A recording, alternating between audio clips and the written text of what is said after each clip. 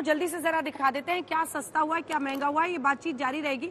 अब मैं आ रही हूँ आपके पास। एक बार आपको बता दें क्या सस्ता हुआ है क्या महंगा हुआ है।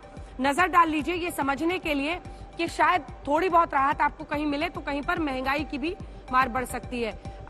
हमने आपको बता दिया है साइकिल सस्ता हो रहा है, मोबाइल, सिगरेट और किचन की जो चिमनी है वो महंगी होगी। सस्ता अगर ऑटोमोबाइल में आपको फायदा मिलेगा तो वहीं चांदी जो आयात, इंपोर्टेड सिल्वर, सोना महंगा हो रहा है, प्लैटिनम महंगा हो रहा है, मोबाइल फोन्स लेकिन सस्ता हो रहा है। इलेक्ट्रिक वाहन जो ईवी पर काफी जोर है मौजूदा सरकार का वो सस्ता हो रहा है। एलईडी टेलीविजन वो सस्ता होगा। सोना, चांदी, प्लैटिनम सब महंगा होने वाला है।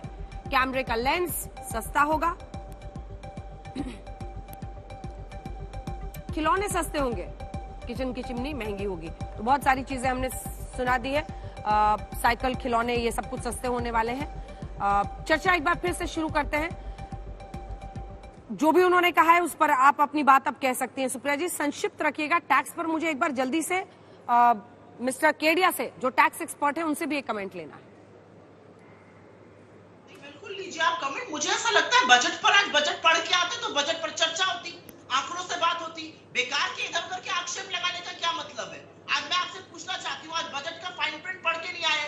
एलआईसी के बारे में कहा गया कि कोई भी यूलिप अगर 2023 ऑन और आफ्टर अप्रैल 1, 2023 अगर एग्रीगेट ऑफ प्रीमियम 5 लाख से ऊपर है तो वो टैक्स होगा। इसके बारे में चर्चा क्यों नहीं कर रहे? इसके बारे में चर्चा क्यों नहीं कर रहे कि मनरेगा का बजट आपको 90,000 करोड़ करना पड़ा था, आपने घटा के 1/3 से घटा के 60,000 करोड़ पे कर दिया है। आप इसके बारे में चर्चा क्यों नहीं कर रहे कि ये बजट जो है ये अर्बन डेवलपमेंट पर भी बिल्कुल चुप है। आप कैपिटल आउटले पिछली बार तो 7.5 लाख करोड़ रुपए खर्चा नहीं कर पाए, उसमें भी फॉल शॉर्ट कर गए। यहाँ पर आप आके दम भर रहे। अरे आंकड़ों से बात करिए, आक्षेप लगाने की और वो भी ऐसे बेलून। मैं आपसे सवाल पूछती हूँ, अडानी को आपकी पूरी सरकार बचाने पर क्यों लगी है? कहाँ है सेबी, कहाँ है एसएफआईओ, कहाँ है आरबीआई? क्यों नहीं बैंक्स इतना एक्सपोजर ले रहे? एलआईसी जीवन के साथ भी जीवन के बाद भी छोटे से छोटा व्यक्ति एलआईसी में इन्वेस्ट करता है। एलआईसी का इतना नुकसान हुआ है मार्केट में अडानी के चलते, इसके बारे में आप क्या कहिएगा? इधर उधर के आक्षेप लगा। अरे आज बजट का दिन है, बजट पढ़ के आइए, बजट पे चर्चा करिए। ठीक है, जवाब सुनिए।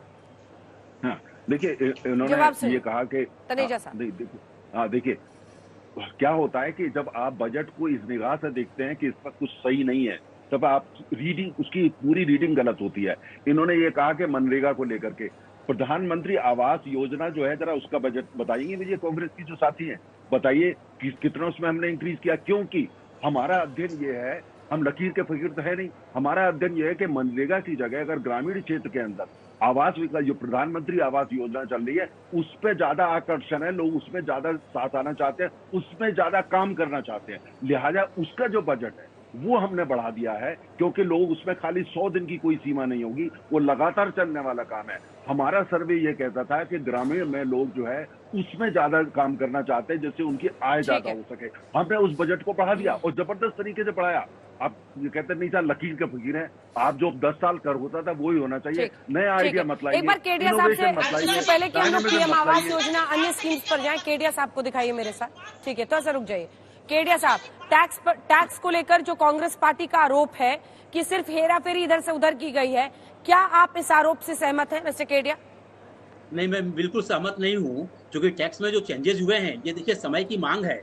प्रेजेंट गवर्नमेंट की यह मंशा रही है कि टैक्स सिस्टम को एग्जम्पशन फ्री और डिडक्शन फ्री किया जाए। कॉर्पोरेट टैक्स स्ट्रक्चर में भी 15% टैक्स रेट किया गया है, जिसमें मैट को हटा दिया गया है, डिडक्शंस को, एग्जम्पशंस को हटा दिया गया है। उसी तरीके से इंडिविजुअल टैक्सेशन में अभी सुप्रिया जी कह रही थी कि 5 लाख लोगों ने केवल न्यू रेजिम में पिछली बार रिटर्न फाइल करी थी, ये वो सही कर रही थी, क्योंकि उसमें प्रॉब्लम थी, कंपैटिबिलिटी नहीं बन पा रही थी, इसीलिए तो चेंजेस किया गया ना। अब जिस तरीके से चेंजेस किया गया है, अब ज्यादा से ज्यादा लोग जो है न्यू टैक्स रेजिम को ऑप्ट करेंगे। हालांकि पुराना टैक्स रेजिम को खत्म नहीं किया गया है, अगर आपका टैक्स रेट कम बनता है तो आप उसको भी चूज कर सकते हैं, इसलिए दोनों ऑप्शन आपके पास है इसमें।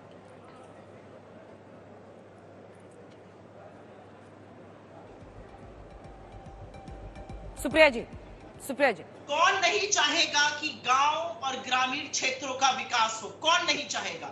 लेकिन गलत बात नहीं करनी चाहिए।